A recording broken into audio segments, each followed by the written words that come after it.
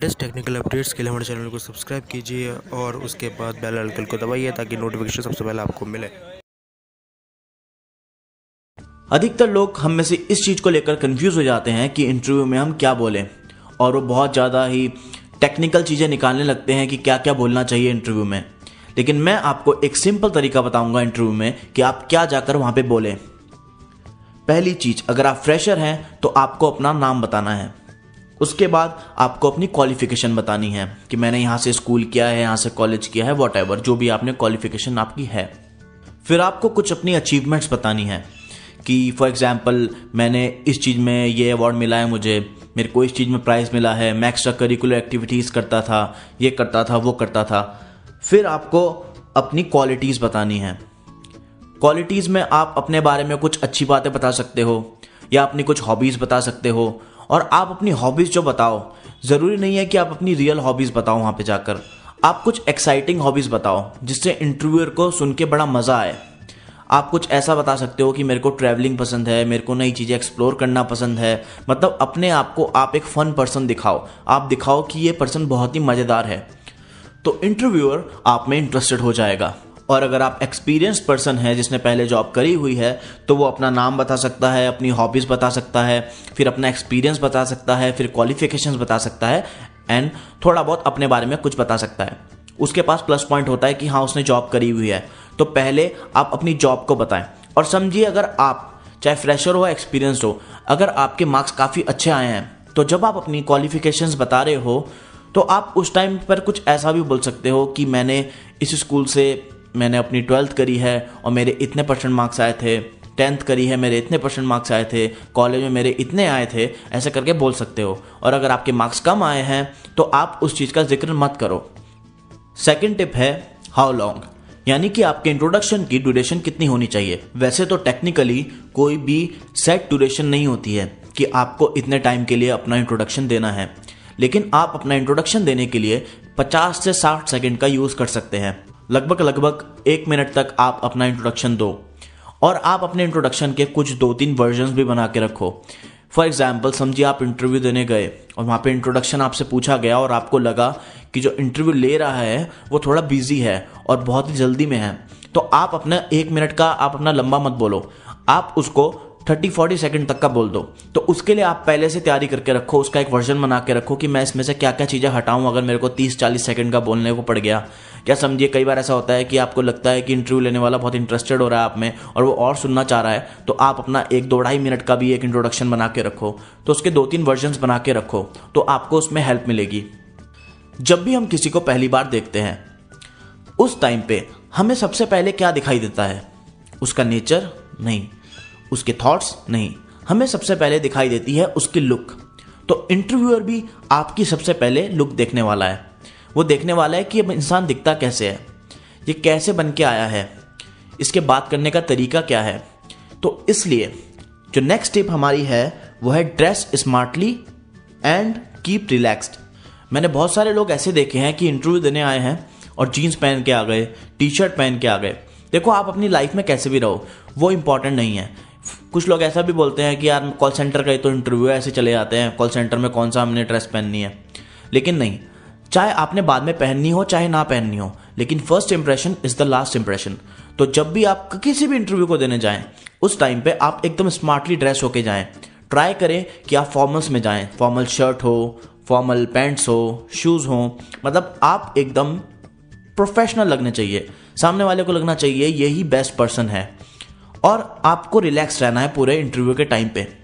Relax कैसे रहें? कई सारे लोग, आपने मेजॉरिटी आप देख लो कि करीबन 95% तक लोग जब भी इंटरव्यू देने आते हैं, बैठते हैं, तो वो नर्वस हो जाते हैं, उनके शक्ल पे 12 बजने लगते हैं। मतलब ओवरऑल उनका कोई खास इंप्रेशन नहीं पड़ता सामने वाले पे। इसलिए आप रिलैक्स हो जाएं, हमेशा रिलैक्स होकर ही इंटरव्यू दें, कूल होकर दें। ये सोच कर दें कि मुझसे टॉप कोई नहीं है, और आप एकदम कूल होकर एटीट्यूड में दें। एटीट्यूड वो वाला नहीं, अकड़ो मत, लेकिन आप अपने अंदर एक ग्रेस जरूर रखो। इंटरव्यू में रिलैक्स रहने के लिए आप कुछ प्रैक्टिस कर सकते हैं। अपने इंटरव्यू को बार बार प्रैक्टिस करें। सबसे इंपॉर्टेंट, मिरर के आगे देखकर प्रैक्टिस करें। अगर आप शीशे के आगे देखकर प्रैक्टिस करते हैं तो आपको पता लगता है कि मैं ये वर्ड बोलते हुए कैसा फेस बना रहा हूँ, कैसे मैं अपनी आंखें बना रहा हूँ, कैसे देख रहा हूँ, तो आपको उस चीज़ में इंप्रूवमेंट मिलती है। आप तुरंत अपने आप को करेक्ट कर लेते हो कि नहीं, मैं ऐसे नहीं बोलूँगा, मैं इस चीज़ को ऐसे बोलूँगा। और अगर आपके जो भाई बहन आपके साथ हो घर में, तो आप उनको बोलो कि मुझसे क्वेश्चंस पुटअप करो, मेरा इंट्रोडक्शन पूछो, मुझसे इस बारे में क्वेश्चन पूछो, तो वो पिन पॉइंट आपको जब करेंगे क्वेश्चंस में तो आप उस चीज़ से प्रैक्टिस कर सकते हो। टिप नंबर 4 है make last lines interesting. For example, आप अपना इंट्रोडक्शन दे रहे हो तो आप अपने इंट्रोडक्शन के लास्ट में कोई ऐसी इंटरेस्टिंग चीज़ बोलो कि जिससे सामने वाला इंटरव्यूअर उस चीज़ के बारे में क्वेश्चन। फॉर एग्जाम्पल, जैसे आपने इंट्रोडक्शन के लास्ट में कुछ लाइन्स में बोल दिया कि मेरे को बुक्स पढ़ने का बहुत शौक है और मैंने करीबन 50 बुक्स पढ़ी हुई हैं, तो सामने वाला एकदम से उसको कुछ अलग सा लगेगा सुनने में कि इसने 50 बुक्स पढ़ी हुई हैं, तो वो आपसे एकदम पूछ सकता है कि 50 बुक्स आपकी उसमें से कौन सी फेवरेट्स हैं। ओके, फिर आपने उस चीज़ का आंसर दिया, फिर वो आपसे कुछ और पूछेगा उस बुक के बारे में। तो आप कुछ भी अपनी लाइफ से रिलेटेड कोई भी इंटरेस्टिंग चीज़ बोले लास्ट में, जिससे सामने वाला उस चीज़ पे क्वेश्चन पुटअप करे और आपको पता हो, आपकी पहले से प्रैक्टिस हो कि हाँ मेरे को इस चीज़ पर क्या बोलना है, तो उस चीज़ से आपको बहुत ज़्यादा हेल्प मिलने वाली है। 5th टिप है बी योरसेल्फ, यानी कि आप अपना इंट्रोडक्शन अपने आप तैयार करें। देखो, मैंने आपको जो टिप्स बताई हैं, जो भी आप इस वीडियो से सीख रहे हो, उसका आप यूज़ करें अपने इंट्रोडक्शन में, लेकिन आपको आपसे ज़्यादा अच्छे तरीके से कोई नहीं जानता, तो आप अपने हिसाब से कस्टमाइज बनाएं। हर किसी की तरह रट्टाबाजी ना लगे, ऐसा ना लगे कि हर अगला इंसान आ रहा है और एक ही तरीके की चीज़ें बोल रहा है, एक ही पैटर्न में बोल रहा है, तो आप ऐसा बिल्कुल मत करो। आप अपने हिसाब से अपना एक इंट्रोडक्शन तैयार करो, अपने आप पे रिसर्च करो, अपने आप को समझो, फिर उस चीज़ पर इंट्रोडक्शन लिखो। लास्ट टिप है नो योर कंपनी। ये टिप सबसे इंपॉर्टेंट है और इसी टिप पर आपका इंट्रोडक्शन या आपका इंटरव्यू टिकता है कि आप सिलेक्ट हो रहे हो या नहीं हो रहे हो। देखो, आपने अपना इंट्रोडक्शन अच्छे से दे दिया, आप स्मार्टली ड्रेस होकर गए, इंटरव्यूअर को आप बहुत अच्छे इंसान लगे, लेकिन क्या ये सब इतना इंपॉर्टेंट है, लेकिन उतना भी नहीं है। इससे ज़्यादा इंपॉर्टेंट क्या है, एट द लास्ट एक ही बात होती है कि इंटरव्यूअर अपना फ़ायदा सोचता है। वो सोचता है कि ये मेरी कंपनी के लिए क्या करेगा, क्या ये कुछ कर पाएगा या नहीं कर पाएगा। तो आप जिस भी कंपनी का इंटरव्यू देने जा रहे हो, सबसे पहले उस कंपनी के बारे में नेट पे रिसर्च करो। ये कंपनी कब बनी, ये कंपनी किस चीज़ में डील करती है, ये इनके फ्यूचर गोल्स क्या हैं, इनका करंट टर्नओवर क्या है। उस कंपनी के बारे में बहुत चीज़ें जानो और फिर ये जानो कि आप किस चीज़ के लिए इंटरव्यू देने जा रहे हो, आप किस पोस्ट के लिए इंटरव्यू देने जा रहे हो, तो उस पोस्ट में सबसे अच्छा काम करना क्या रहेगा। तो जब आपसे सामने वाला बंदा कुछ क्वेश्चंस पुटअप करेगा, तब आप उसमें जिक्र कर सकते हो कुछ रिलेटेड बातों का जो उससे मैच होंगी, उसकी कंपनी से, उसकी कंपनी के गोल से। तो वो एकदम आप में इंटरेस्टेड हो जाएगा कि हाँ यार, ये इंसान मेरी कंपनी के लिए बेस्ट रहेगा, ये मेरी कंपनी के बारे में जानता है और ये मेरी कंपनी को आगे ले जाना चाहता है। आप पॉजिटिव होकर रहें। अब एट द लास्ट समझिए आपका सिलेक्शन हो गया आप कंपनी में, और अब आपकी एक सैलरी डिसाइड हो गई और कंपनी आपको सैलरी दे रही है और आप जॉब कर रहे हो। तो उस जॉब को जॉब की तरह मत करना, कभी भी पैसे के लिए काम मत करना।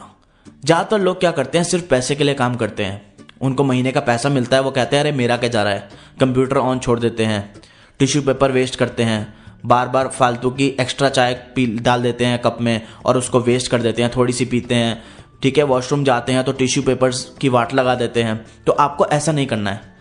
आप जहाँ भी काम करें, अगर आप लाइफ में आगे बढ़ना चाहते हो तो उस कंपनी को, उस जगह को अपना मान के काम करो। सोचो कि मैं इसका मालिक हूं। अगर आप उसके मालिक होंगे तो क्या आप ऐसी चीजें वेस्ट करेंगे वहां पे? क्या आप अपना काम अच्छे से नहीं करेंगे?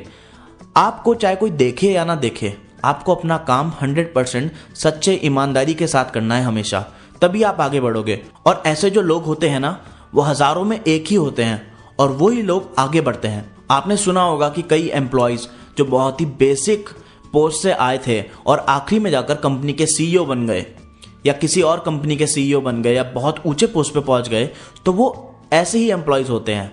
वो इंसान कभी भी आगे नहीं बढ़ सकता अपनी जॉब में जो इंसान सिर्फ पैसे के लिए काम करता है।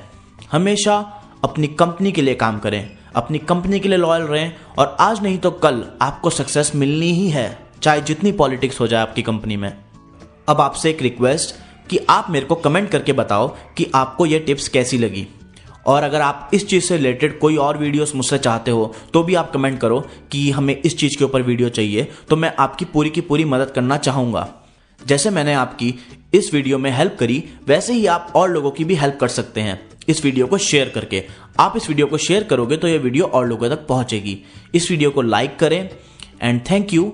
अगर आपने हमारा चैनल अभी तक सब्सक्राइब नहीं किया हो तो सब्सक्राइब बटन पे क्लिक करें और बेल आइकन पे भी क्लिक कर दें ताकि मेरी आने वाली वीडियोस आपको एकदम से मिल जाएं।